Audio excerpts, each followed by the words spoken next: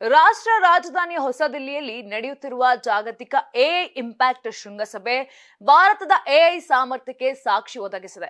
ಭಾರತ ಮಾನವ ಕಲ್ಯಾಣಕ್ಕಾಗಿ ಎಐ ತಂತ್ರಜ್ಞಾನದ ಬಳಕೆ ಮಾಡಲಿದೆ ಅಂತ ಪ್ರಧಾನಮಂತ್ರಿ ನರೇಂದ್ರ ಮೋದಿ ಘೋಷಿಸಿದ್ದಾರೆ.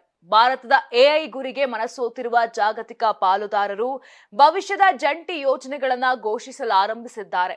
ಅದರಂತೆ ಎಐ ಇಂಪ್ಯಾಕ್ಟ್ ಶೃಂಗಸಭೆಯಲ್ಲಿ ಭಾಗವಹಿಸಿರುವ Google CEO Sundar Pichai Bharat America ನಡುವೆ ಎಐ ಸಂಪರ್ಕವನ್ನ ವೃದ್ಧಿಸುವ ಸಬ್ಸಿ ಕೇಬಲ್ ನೆಟ್ವರ್ಕ್ ಯೋಜನೆಯನ್ನ ಘೋಷಣೆ ಮಾಡಿದ್ದಾರೆ. ಈ ಯೋಜನೆ ಕೇವಲ ಭಾರತ ಮತ್ತು ಅಮೆರಿಕಕ್ಕೆ ಮಾತ್ರವಲ್ಲದೆ ದಕ್ಷಿಣ ಗೋಳಾರ್ಧದ ಅನೇಕ ದೇಶಗಳಿಗೆ ಎಐ ಸಂಪರ್ಕವನ್ನ ಖಾತರಿಪಡಿಸುತ್ತದೆ.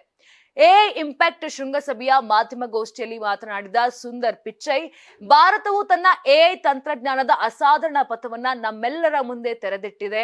ಭಾರತದ ಭವಿಷ್ಯದ ಎಐ ಯೋಜನೆಗಳಲ್ಲಿ ನಾವು ಪಾಲುದಾರಿಕೆ ಪಡೆಯಲು ಬಯಸಿದ್ದೇವೆ.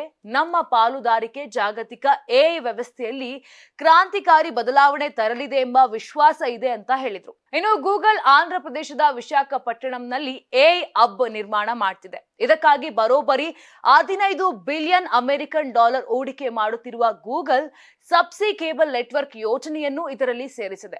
ಭಾರತಕ್ಕಾಗಿ ಹೊಸ ಡಿಜಿಟಲ್ ಎಕ್ಸ್ಪ್ರೆಸ್ ಹೈವೇ ನಿರ್ಮಾಣ ಮಾಡುವ ಗುರಿ ಹೊಂದಿರುವ ಗೂಗಲ್ 3 ಹೊಸ ಸಬ್ಸಿ ಕೇಬಲ್ ಮಾರ್ಗಗಳನ್ನು ನಿರ್ಮಿಸಲು ಮುಂದಾಗಿದೆ.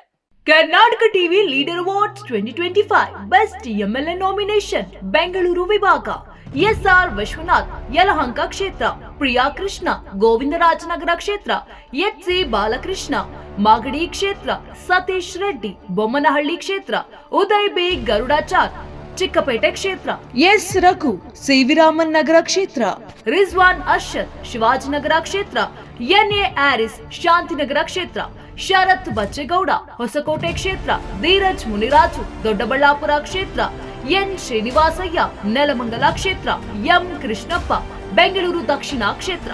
ಕರ್ನಾಟಕ ಟಿವಿ ವಾಟ್ಸ್ಆಪ್ ಚಾನೆಲ್ ಮೂಲಕ ವೋಟ್ ಮಾಡಿ ಹಾಗೂ ಇವರಲ್ಲಿ ಬೆಸ್ಟ್ ಎಂಎಲ್ಎ ಯಾರು ಕಮೆಂಟ್ ಮಾಡಿ. ನೀವು ಸಣ್ಣ ಆಗ್ಬೇಕಲ್ವಾ? ಅದು ಒಂದು ಉತ್ತಮ ಆಹಾರದಿಂದ ಸಣ್ಣ ಆಗ್ಬೇಕಲ್ವಾ? ಪ್ರತಿದಿನ ನಮ್ಮ ಜೀನಿ ಸ್ಲಿಮ್ ನ ಯೂಸ್ ಮಾಡಿ ಯಾವುದೇ ಸೈಡ್ ಎಫೆಕ್ಟ್ ಇಲ್ದಂಗೆ ನೀವು ಸಣ್ಣ ಆಗ್ತೀರಾ.